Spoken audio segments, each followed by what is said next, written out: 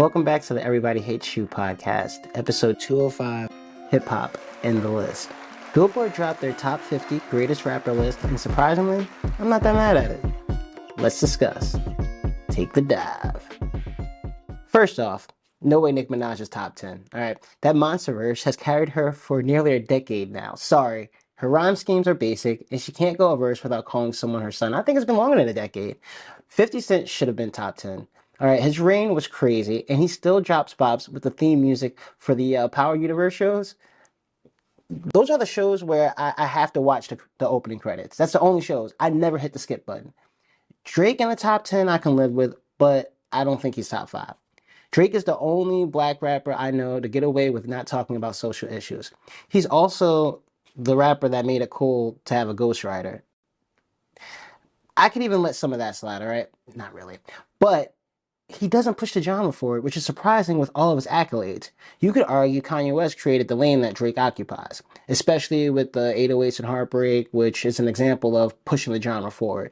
That album was followed by his debut album, Thank Me Later. And Drake has only latched on to what's popular in recent years. Nothing he's done has been innovative or thought-provoking. But, hey, if empty calories are your thing, how is Kanye 11 on this list and Drake is 8? They should definitely be swapped. That's cat. Kanye may be Ye now, but a lot of these rappers in this top 10 can't touch his catalog, no matter how many rappers and producers he had on those albums. Kanye is smoking that whole top 10 in the verses, which brings me to Andre 3000 at 12. It irks me. Sorry, if 3 Stacks is on this list, Big Boy needs to be on this list. I love 3 Stacks, but he's never dropped a solo rap album.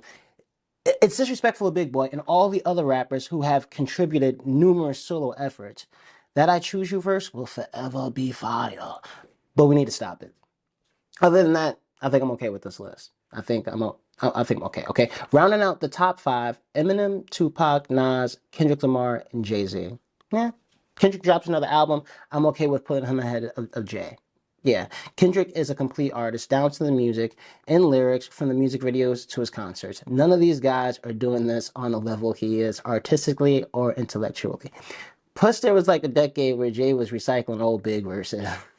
But he also rapped a 4-minute verse closing out the Grammys, and that's GOAT behavior. Yeah, I stand for Kendrick Lamar sometimes, and I'm not that big of a Kendrick fan. An unpopular opinion is Big shouldn't be on the top 10. If Charlamagne could say Drake and Kendrick need more time in the game after a decade plus, Big can't rock top 10.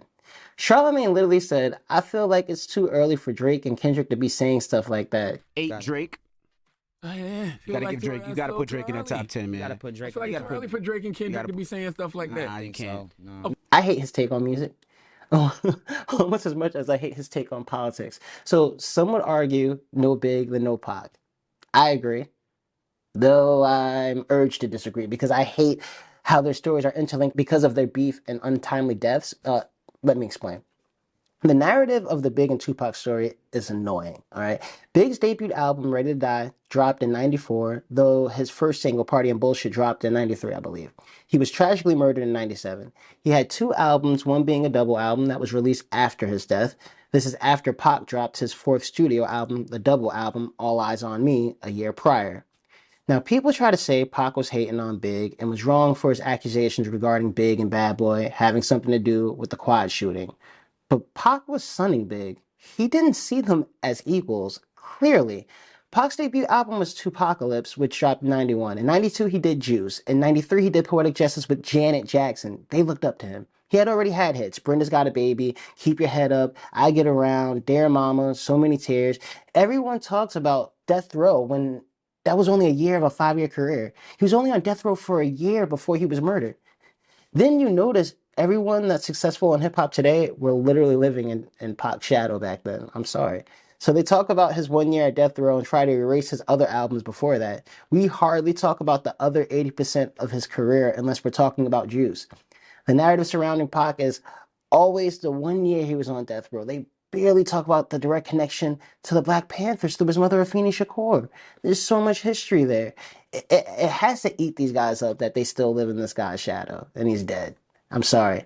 I think that's why Nori can't get through a Drink Champs episode without asking a guest if they have a Tupac story. It's the same reason why there's multiple YouTube channels eating up stories about Pac right now. Literally right now, I watch them. I'm subscribed. These guys were and still are enamored by him, and they hate living in the shadow of someone that's been dead longer than they were alive. I would hate it too. Just like Snoop, he acts like he was such a peaceful artist, and Pac was stirring up trouble. Have you ever listened to the intro to The Chronic? This is the same guy that was on trial for murder, and I love Uncle Snoop, but when it comes to Pac, there seems to be a lot of cat. But other than that, you know, I thought the Billboard did a great job with this list. It's crazy that hip hop is 50 years old. It was also crazy watching the 50-year celebration performance at the Grammys. It was also jarring. You can't see Rakim, Queen Latifah, and Public Enemy on stage and then put Lil Baby and Glorilla up there. All due respect, it just seems like a terrible direction for hip hop. But y'all already know how I feel about the state of the culture. Which brings me to Drake. Again, Drake dodged a bullet with the X case and doesn't have to sit for a deposition. It would be hard to prove that Drake had a connection to X's death, to be honest. There's subliminals in songs like I'm Upset and BS. There's motive with X calling Drake out his name. I still think Drake a fuck nigga. Like, I think he's not a man. I think he's a bitch. That's a bitch move. Disrespecting his mom. Hey, tell Drake, mom, I want some tapioca pudding. Tell Drake, mom, I like my pudding tapioca. And accusations of stealing his flow.